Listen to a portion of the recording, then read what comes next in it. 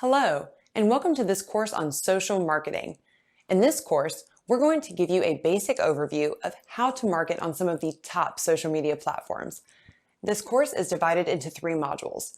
Module 1 covers marketing on Facebook and Instagram. Module 2 covers marketing on Twitter and YouTube. And Module 3 covers marketing on LinkedIn and Pinterest. By the time this course is over, you'll know how to leverage social media platforms to grow your brand community and to drive traffic, engagement, and awareness for your business. So, without further ado, let's dive into the first module.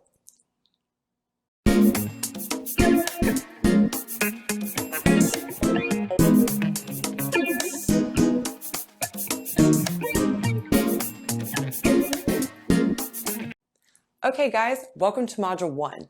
In this module, our expert will be teaching you about marketing on Facebook and Instagram.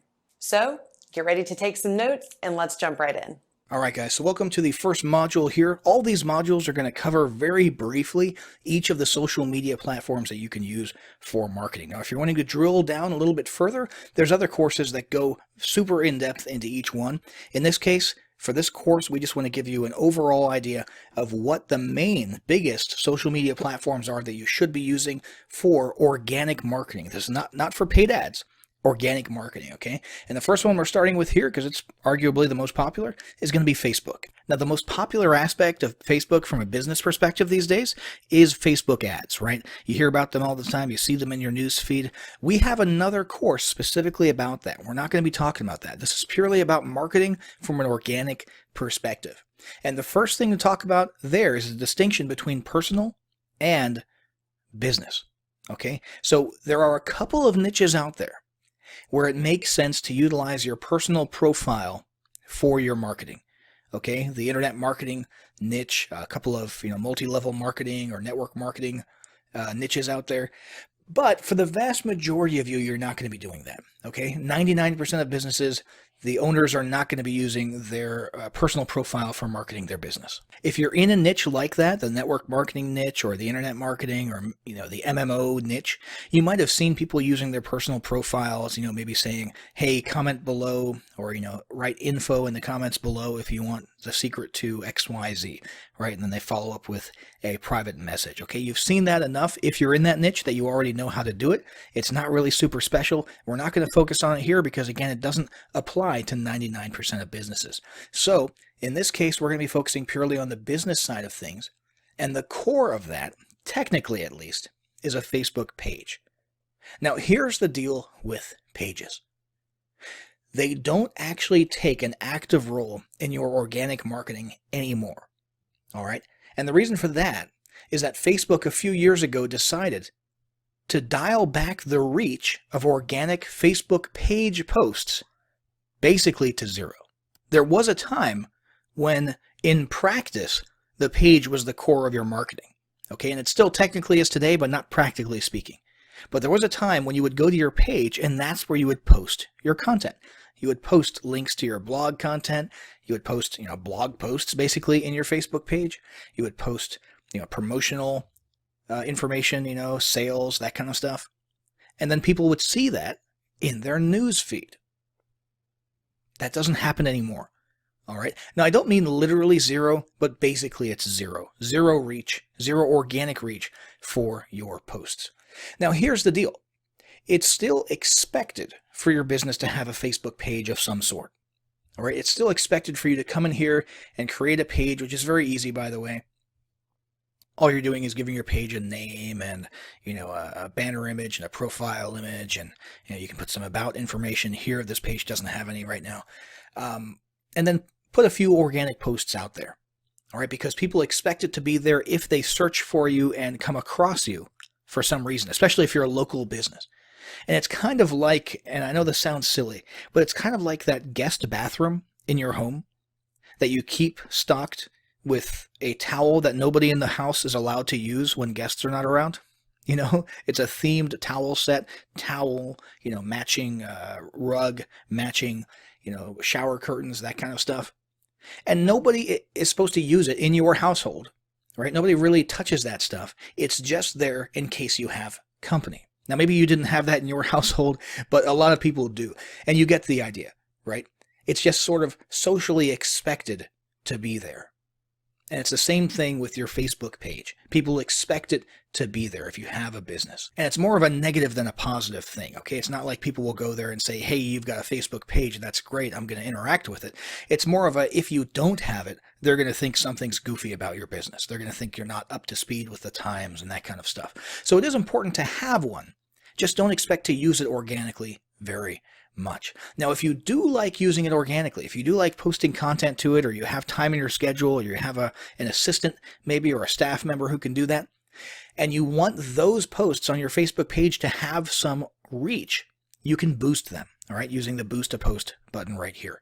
And all that means is you're going to add, 50 or 10 bucks of an advertising budget to that post, and Facebook will take that money, and basically your organic posts will be turned into an ad. So it's sort of a hybrid organic and a paid ad right now at that point.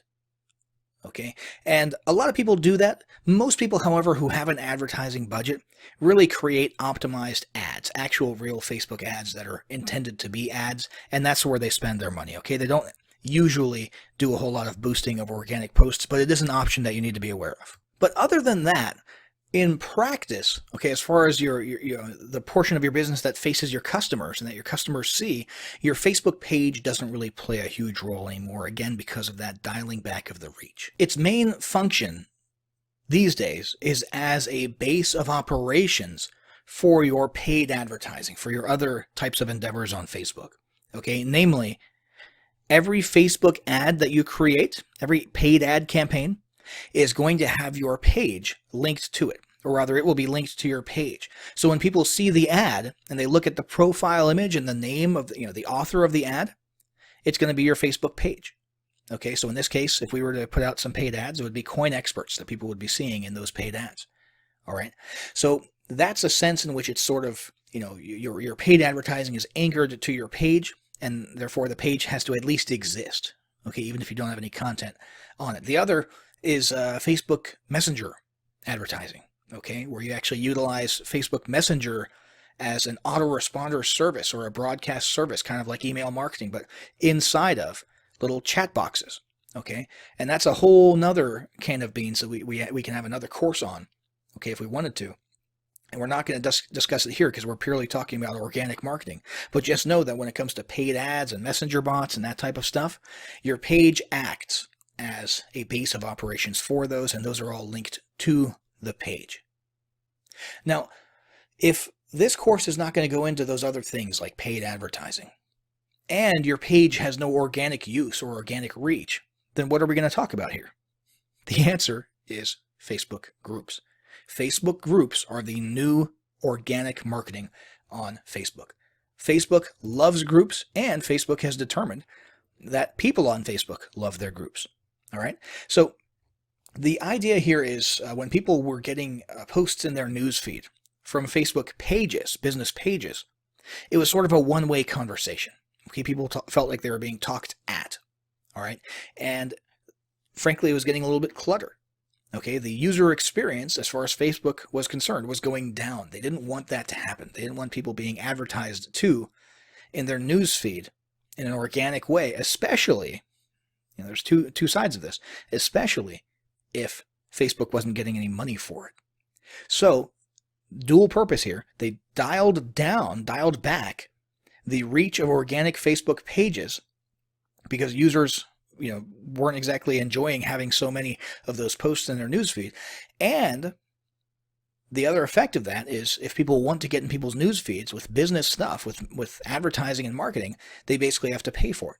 Okay, so Facebook's ad revenue goes up, or the revenue from serving ads goes up. Okay. Anyway, the reason doesn't really matter. The fact is, what Facebook did decide that they liked was group posts. Okay, Facebook groups are not like pages. Facebook groups are not a one-way conversation. It's a two-way conversation. It's a multifaceted conversation. People willingly join groups, and they enjoy interacting in multiple directions inside of those groups. They collaborate. They talk back and forth. Okay, they enjoy the content. It has to do with hobbies and other areas of interests. And so Facebook determined that users liked seeing those posts in their newsfeed, and therefore the new engine for organic Facebook marketing is Facebook groups. So we've got a group here, which is about homeschooling. Okay, this is the homeschooling niche. And basically, there's not a whole lot of selling going on here. There's a couple instances of brand promotion, but there's not a whole lot of selling, but you could do a lot of selling here if you wanted to. Okay, in this case, this guy basically has a podcast and a show, and it's pretty straightforward. It's not that different from a page in terms of what you're doing. You're just posting content. You're posting Facebook Live or videos or photos or textual posts, and the idea is to get people to engage in a multifaceted interaction, as opposed to just people clicking on something that you're basically utilizing as an advertisement and going away from Facebook to your pages or something like that. Okay, Facebook groups are really about starting discussions and getting people to talk with each other, and they're a fantastic marketing engine for organic marketing because of their reach. Okay, so if you post here right now, if you were to post something in here, or especially if the group admin, okay, if you're the group admin and you post something in here, you're gonna get on people's news feeds. Okay, it's gonna happen. And so the way you need to think about this now is basically the same way you would think of an email autoresponder. Not in terms of the effect, okay, because an email autoresponder is a one-way conversation, but in terms of the responsibility on your part. You really need to be posting regularly, just like you would broadcast to an email list regularly, because you don't want them to forget that you exist and lose your interactions and your open rates. Same thing applies for a Facebook group. You really need to be promoting, or not promoting, but posting to it at least regularly, and getting that conversation happening for two reasons. Number one, people will forget about you and lose interest, okay, just psychologically. But also, Facebook's algorithms will start dialing back your reach for your group posts if you're not posting regularly and people aren't liking or commenting on posts in your group. Okay, so you really need to be committed, if you're going to start a Facebook group, to posting multiple times a week on a regular basis. As you can see, this guy here, he's not really posting things specific to his brand or products he's trying to sell, or even to his podcast or his show. Okay, for the most part, he's posting interesting content, which probably takes him 5 seconds to curate. Okay, so every day he can post something related to homeschooling that he knows his people are going to be interested in, right? Usually news stuff. Up here he had from the Homeschool Legal Defense Association, HSLDA, an important tip for people who are homeschooling, and so on and so forth. And every once in a while, you'll see an actual post that might have something to do with his business, okay, or his brand. Designed to bring people somewhere else to consume his content, or perhaps buy a product or service. Okay, so this is one way to go. This is sort of a passive approach.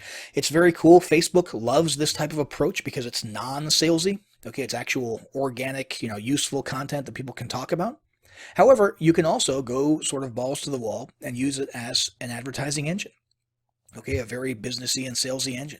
Now, that's not necessarily the case in here. However, there is a little bit more selling and promotion going on in this one than in the other one. Okay, and that's because this is in a business niche. Okay, it's a BizOp niche, internet marketing, affiliate marketing, mastermind. You can see that's the name of the group here. This guy Eric has a group where he's posting content about his journey in internet marketing. He's posting videos regularly. He's talking about how to make money online or how to do digital marketing. And as you can see, he's very active. Okay, he's got every few days he's got videos coming out. Okay, video content is very important. You've got, let's see here, a link to a useful YouTube video here. Another thing that you'll notice inside of this group, okay, just as best practices, is when people join, he welcomes them. Okay, every week or so, you should go back and see who has joined in the past week and do a welcome post and welcome those people to the group. All right, you're going to get interaction. People are going to see that. They're going to feel welcome. They're going to want to interact a little bit more. And you've got the actual promotional stuff here as well. Okay, so if you go to this one, you'll see, this is a promotion for some type of a digital marketing service. Okay, same thing here. This is a recommended product, right? We've got down here, let's see. This actually links to a YouTube video. Let's see here. We've got, this one is a video that links to, looks like a lead magnet. We've got another one here for a product called ChatterPal. Okay, so that's probably a cloaked link or a link to a blog post, right? Where a pitch is made, and then he gets affiliate credit when he makes that. So you can do this. I mean, this is pretty easy. If you have a webcam, you can do a lot of the video content like Eric does here, and you're doing basically a mix of useful content, blog type stuff. I mean, the same type of stuff that you would see in a blog, and some actual active marketing and advertising of your business or affiliate marketing of other people's businesses as well here inside of a Facebook group. And again, the big thing here is because it's a group, because of Facebook's algorithms and the way they feel about things, your posts inside of a Facebook group will get noticed. And this is the new form of organic marketing inside of Facebook. Okay? So that should be pretty straightforward. If you're going to do Facebook marketing organically, use a group, not a page. Don't mess with pages. Only use those as a base of operation for your paid ads and messenger bots and that sort of stuff. Now, the next thing I want to talk about is Instagram. Instagram is taking over the organic marketing scene. It is what Facebook pages used to be, basically, as far as how powerful it is, the reach, the importance of it. Instagram is huge, and having an actual active large audience of followers on Instagram is incredibly powerful. Now, organic marketing on Instagram is not about blogging. Okay, it's not about textual stuff or text-heavy stuff. It's all about multimedia. Okay, it's all about video and photos. Okay, you can live stream some video. You can post video that you recorded on your phone. You can post pictures. It can be sort of personal brand stuff, photos of yourself or photos of things related to your hobbies or stock images, as long as it's visual. Okay, that's the main thing with Instagram. It doesn't really matter what it is as long as it's visual. So the reach of these organic posts is fantastic. And it's because, since it's a multimedia centered platform, photos and videos, people interact and take interest much more. It's just natural. Okay, so it's natural that Instagram would work so well. All right, that's kind of how we're hardwired. When we see something that's visual that we enjoy, seeing, which is another reason that, with your personal profile and Facebook groups, Facebook algorithms give a lot of reach to photos and videos and Facebook Lives. Same thing applies here in Instagram, except in Instagram, that's all there is. It's all visual stuff, okay? So let's do a quick, brief overview of the different aspects to the Instagram experience. This is your news feed, right? You've seen this before. Right now we're working with a profile that's, as you can tell, interested in classical music, okay? Instruments and so on and so forth. All right, the next thing here is going to be the Explore button, which is where you can see recommended stuff, like recommended personalities or influencers to follow, or recommended content that Instagram, based on its algorithms, thinks you might be interested in.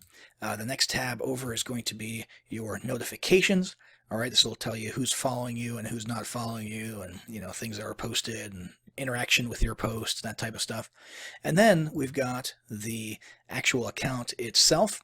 And in this case, it'll show you your posts. There's no posts in this account yet. You've got Instagram TV, where you can actually start sharing vertical videos with your Instagram followers. You've got the saved area here in case you've bookmarked photos and videos that you want to see sometime later. And you've got tagging. Now, you've probably seen this in Facebook, right? Where if you're tagged in a photo, you'll get notified and you can actually see what photos you've been tagged in, facial recognition, that kind of stuff. That's what's handled right here. And if you were utilizing this account for business, right here, you could actually have a little bit of about us stuff with a link to your website. Okay, so you can actually have a little bit of organic traffic going to your website from your profile, but probably not a lot. Okay, it's really about the posts, all right, the content that you're posting and the calls to action that you use in those posts. Now, the thing with Instagram, it's a social network, right? It's a social platform. However, and more importantly, it's first and foremost a mobile app. Okay, so if you want to actually utilize it, okay, you can consume a little bit from the website inside of a browser. Okay, but if you want to actually utilize it and post things, you've got to do it on the mobile app, which you can download for the App Store or on the Android Google Play Store. And that's basically Instagram in a nutshell, okay? Visual stuff, visual photos, videos, that kind of stuff. Lots of organic reach, lots of potential there. It's booming, and now is the time to get into Instagram if you're not utilizing it yet. So that's it for this lesson. Hopefully that gives you a good idea of how to conduct your organic marketing with Facebook and Instagram. Now let's move on to the next lesson where we're going to cover Twitter and YouTube. Hey folks, welcome to Module 2. In this module, our expert will be covering marketing on Twitter and YouTube. So get ready to take some notes and let's jump right in. All right, guys, so we're going to do a brief overview of Twitter in this lesson as well as YouTube. Now, once again, as I said in the previous lesson, two things. Number one, these are brief overviews. These are not super deep into the weeds. We have other courses and lessons that cover each of these platforms individually. And number two, we're not going to be getting into paid advertising. We have another course that covers paid advertising on Twitter, which is a very powerful tool. However, the focus here is on organic marketing, using Twitter without paying any money for organic, just natural marketing results. Now, Twitter is pretty powerful, but there's some things you need to understand about Twitter, okay, that make it different from Facebook, LinkedIn, and so on. First off, Twitter is a news or events broadcasting channel. That's its primary purpose. Okay, now people use it for, goofy personal stuff all the time. So when I say news, I don't necessarily mean, official serious stuff. What I mean is more along the lines of the nature of the posts themselves. You're going to get updates on what people are doing or on what businesses are doing, okay? You're going to get short, sweet broadcasts. That's what it's all about, short and sweet. You've probably used Twitter before, or you've seen tweets before. You know that they're around 140 characters. Sometimes there's video, sometimes there's images. So it's all about little updates, little bits of content that keep your audience in the know about what they need to know about or what you want them to know about. So a good Twitter profile is going to be updated regularly, like on a very, very consistent and regular basis. Twitter is one of those things that people expect to see, at least weekly, preferably daily broadcasts and updates. And the thing is, Twitter feeds are so saturated, so jam-packed because of how bite-sized everything is and how regularly and frequently people post, that if you're not tweeting on a daily basis, people are going to forget you exist. So the only way to make sure that your stuff is seen by your audience is to make sure that you are operating at a pretty high frequency yourself. So when you post to Twitter, you can expect interaction in the form of replies to your tweets, likes, and retweets. That's primarily where you're going to be seen. Now, if you're thinking, I don't really have the type of business that has, multiple times per day or, even every day broadcast worthy stuff, what you can do is utilize Twitter as a platform where you're sort of saying, hey, look, and you're bringing people's attention to content published elsewhere. Okay, and it doesn't even have to be content that's published to that day. Let's say you have a blog and you publish a post. Twitter can just be the place where you tweet with an image saying, hey, check out our latest blog post. Okay, or you have a Facebook post. Boom, send people there. Or you put out a new YouTube video. Embed it in a tweet or send people via link to a page, a landing page where you have a new offer and so on and so forth. Even go backwards if you want into interesting content. Run a promotion for an old blog post if you want via Twitter. Okay, so you can use Twitter as sort of a, hey, look, platform where you send people to other content, and Twitter's primary purpose is just to get eyeballs on that content. That's one strategy that you can use if you don't really have, typical Twitter-worthy content churning out every single day. So there's some important stats that you want to monitor on Twitter. Obviously, you want to increase your followers. That's the most obvious thing. You've also got how many people you're following. You've got likes and lists and moments. Okay, now let's look at an actual active Twitter profile, because that one just now was just a demo profile. This is Diana Anderson, and she engages in what looks like some network marketing, some affiliate marketing, and she's got a business where she teaches other people to find success online. As you can see, she's got her profile pretty squared away. She's got a banner for her Twitter profile, okay, with a very clear, unique selling proposition here.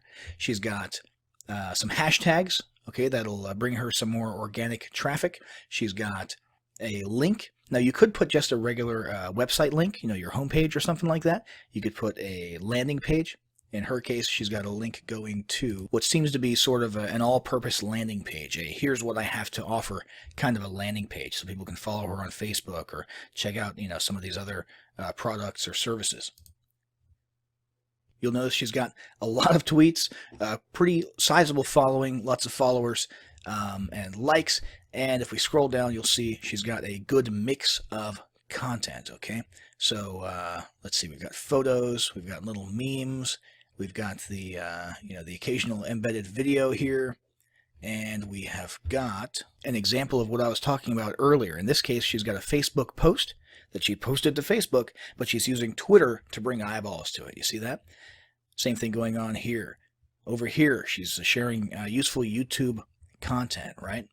This one up here seems to be a promotional tweet where she's promoting a product or a service.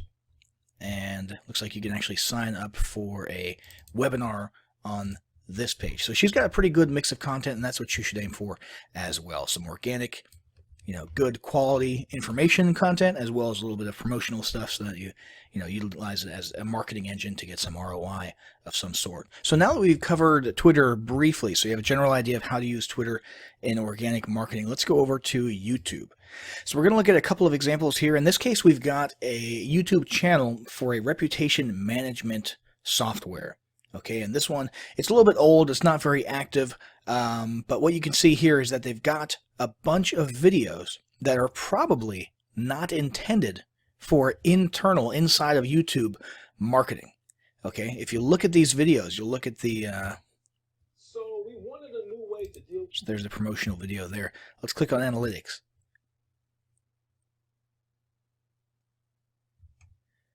You'll notice there's not a whole lot going on in the way of likes or comments on these videos, okay? And the reason for that is what a lot of companies are doing is using YouTube purely as a video host, okay? They're embedding their videos on their websites, and so you're not really going to get anything in the way of YouTube interaction levels, likes, comments, subscriptions, that sort of thing. Now, the other tack is to actually utilize YouTube as a social media platform, meaning you actually want people who are on youtube.com to find your videos, to subscribe to your videos, to get notifications about your videos, to interact by liking and commenting and so on and so forth, to see your videos in the related videos column and all that good stuff. So that is what we'll take a look at in a moment. First, I just want to look at the analytics page really quick to show you the type of stuff you need to be keeping track of, okay? Watch time is super important for your videos, okay? Views, obviously, pretty important. But one thing that I want you to notice here is this video is super long, okay? And look what happens to the audience retention. Drops off within the first, look at that, 4 seconds, 9 seconds, drops down to 50, okay? By the time you're less than a minute in, you're already down to 20% viewership. So make sure your videos, when you're making videos, are compelling enough and that you get a unique selling proposition out there in the first few seconds. Otherwise, your viewership just drops. Okay, I mean this is terrible retention here. And again, if you look at things like likes and dislikes, you're not going to see a lot of that because this business is obviously utilizing YouTube purely as a video host to embed their stuff. But let's go look at an actual active YouTube channel that's actually leveraging YouTube as a social media platform.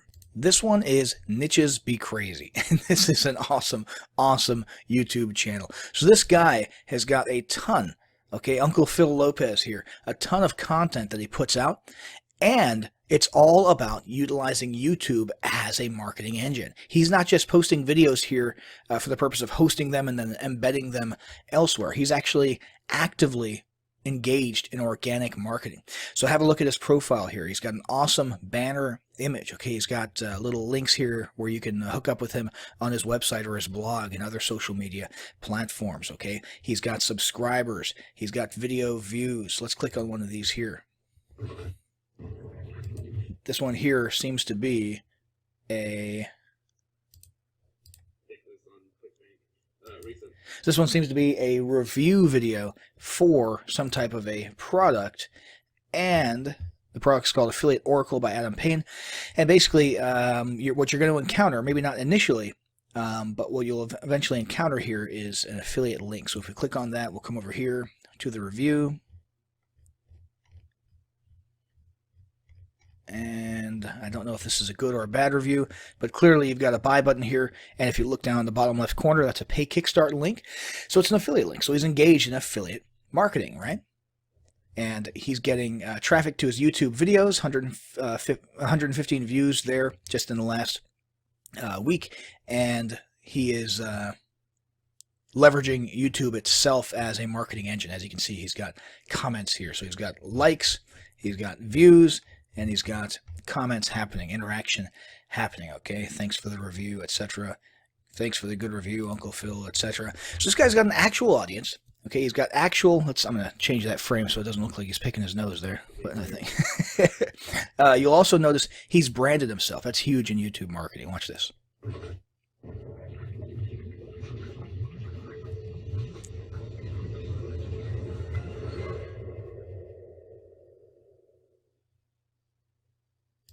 Okay, so that's pretty cool.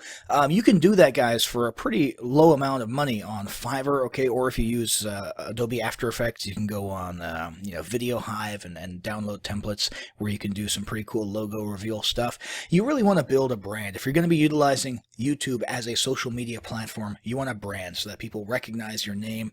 Look, he's got hashtags here as well, which I did not notice previously. But you want people to understand who you are and to think about your videos. And in this case, they probably think about reviews by Niches Be Crazy when they're looking at other products, which means they might actually actively seek him out and come to his channel to see if he has reviewed a particular product, in case he'll get some commission.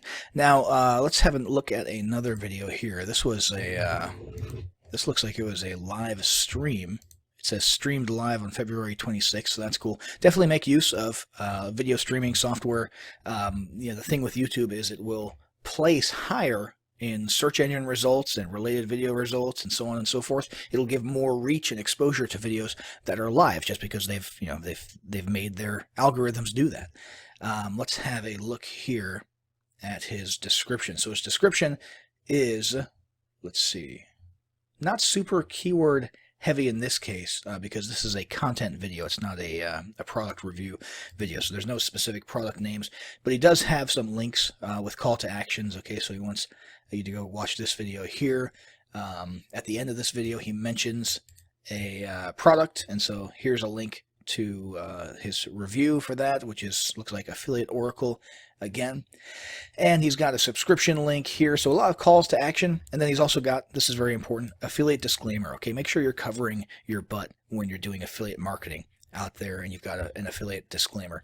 Let's come back to the original video here, and you'll see that this one is a little bit more keyword rich. Okay, so you've got the product name in there multiple times. You've got the vendor name in there multiple times, right? So when somebody's out there looking for Affiliate Oracle or any other product, they're going to be likely to come across a video that is keyword rich in its description. Now, you can't see tags. I think there was a time way back in the day where you could see other people's tags. You can't see tags on this video, but make sure you're utilizing tags when you're posting your videos. And we can assume that this one probably has tags such as, the product name and the vendor name, okay? Because you really want your videos. If you're using YouTube.com as an actual social media platform, you want to increase your organic reach and you want to increase your ranking for search terms. When somebody clicks up here and searches for something like, Affiliate Oracle review. So that's a very quick, brief overview of using YouTube for marketing, guys. Hopefully that was useful. We covered Twitter as well. In the next lesson, we're going to be covering LinkedIn and Pinterest. All right, welcome to Module 3. In this module, our expert will be teaching you about marketing on LinkedIn and Pinterest. So get ready to take some notes and let's jump right in. All right, guys, so we're going to briefly touch on LinkedIn marketing, and I want to give you the usual disclaimer that I've given you in the previous lessons. Number one, we have specific courses that go into specific things in the weeds, in detail. In this case, for this course, we're just briefly touching on each platform that you should be doing organic social media on. And number two, it's all about that word organic that I just used. We're not going to be going into paid advertising on these platforms. There are definitely paid advertising options, and some of them are fantastic. You should look into those. We cover those in depth elsewhere. However, for this video, we're just looking at organic marketing for these two platforms, a brief overview of organic marketing. Now, this is LinkedIn. LinkedIn is huge, especially in the B2B space. All right, LinkedIn, if you haven't used LinkedIn, most people in the United States probably have. If you're outside of the US, maybe it's a little bit less common. It used to be primarily for job searches, okay? Networking to find positions that you want or to recruit personnel for your company. And then it grew into this huge B2B space, and it's also grown into a big network marketing space, okay? So there's a lot of B2B and network marketing potential here. Not so much, just random, niche marketing for, the fitness niche or this, that, and the other thing. It's mainly the B2B space, not business to consumer. And you'll notice it's very professional. Okay, you're not going to be posting crap like you do on Facebook here. Okay, you're not going to be posting, updates about your day and how things are going, or jokes, or a bunch of funny memes. All right, there can be a little bit of humor, but generally speaking, LinkedIn is a little bit more professional. Okay, if you were going into a corporate setting, to go do your job, you would act on LinkedIn as you would in that situation. Okay, now there's a couple of different methods for marketing on LinkedIn. Number one is passive, and that just means having an excellent profile. So we're looking at Graham Arrington here. Graham Arrington is a business/life coach who basically helps people who are super overwhelmed, overworked. You've got basically a description here that describes everything that he says. Anybody who comes and finds Graham immediately knows what it is that he's offering. Okay, they understand that he's offering to help them reduce their anxiety, get their life back. I mean, look at that USP there. Get your life back. It's right there in his banner and right here. So overworked business owners, overworked C-level executives, overworked, anybody, okay, who needs some help getting their life under control, their time managed, reducing their anxiety. It's all right here. And he's also got some testimonials here from other people. So he's making excellent use of the real estate that LinkedIn has given him inside of his profile to make it very clear what he's offering, and he's offering something pretty substantial, and that's, you can imagine, is in pretty high demand. In addition to his summary, he's also got his skills and endorsement section. He's got experience and education. These are really big if you're going for a job, okay? If the business that you're conducting, if you're conducting, for example, a B2B business, has nothing to do with the old jobs that you used to hold, you don't need to stick those here, okay? And as you can see, his education and experience areas are pretty slim, because, specifically the experience area is pretty slim, because that's why he's on LinkedIn, okay, to market his Life Plus coaching business. He's not here to tell employers about the fact that he was a low-level manager at a Wendy's restaurant 12 years ago or something like that. So you will see that if people are coming on LinkedIn specifically to market their existing business, you'll see that some of the stuff down here seems pretty bare bones, and that's why. Okay, now the other area of marketing on LinkedIn is groups. Groups are huge in LinkedIn. So we're going to take a look at a group here. This is the Omaha Empowerment Breakfast Group. Okay, and you have, if you're doing B2B stuff, you have local chamber of commerce or business owner get together kind of stuff in your city. All you have to do is look it up right here in the search bar. Okay, look it up in the search bar and you'll find your version of this kind of stuff where business owners get together and network inside. They post about events upcoming. They're talking about a March Empowerment Breakfast. They're talking about some type of training that's occurring over here. So these are groups on LinkedIn where you have people who are usual. I mean, it depends on your audience, but if you're in the B2B space, that you have people who are sort of decision makers, okay, executives, CEOs, chief marketing officers, etc., who are actual action takers and are looking for B2B solutions. That they're in this group, and these groups are a great way to sort of network a little bit, get yourself out there, get your brand out there, and also you can even create your own group. Okay, now that's a whole another can of worms, but creating your own group is a great way to have yet another marketing apparatus in addition to your email list, in addition to your Facebook following, your Twitter following, your Facebook groups. Having a LinkedIn group is a great way to get a very specific type of people who are in a very specific mode of thinking, which is, again, the business to business mode of thinking. And again, I keep talking about B2B, but LinkedIn is also very useful for network marketing as well. If you're doing network marketing or multi-level marketing and you're just trying to grow your following as big as possible, LinkedIn can be used for that. The next one we're going to take a look at and do a brief overview of is Pinterest. Now the Pinterest overview is going to be pretty short because it's pretty straightforward. Pinterest is all about images, linking, bookmarking, or rather pinning images. Okay, so if you're going for organic, I should mention Pinterest also has some paid advertising. Okay, and you should check out those options, and we can cover those elsewhere. However, this is all about organic marketing, and Pinterest is all about visuals. Now, it is true that Pinterest is mostly a female-led social media platform. Okay, however, over the last few years, that's been changing quite a bit. The male usage of Pinterest has grown quite a bit. So if you have a male-dominant audience, don't feel scared about doing some marketing on Pinterest, okay, because that is growing. However, the big thing to keep in mind is it's all about visuals. It's all about images. So you're going throughout the web, and so let's say a consumer who is not running a business, what they would do is they would go throughout the web, and if they saw something that interested them and they wanted to share with other people, they would pin it to one of their boards.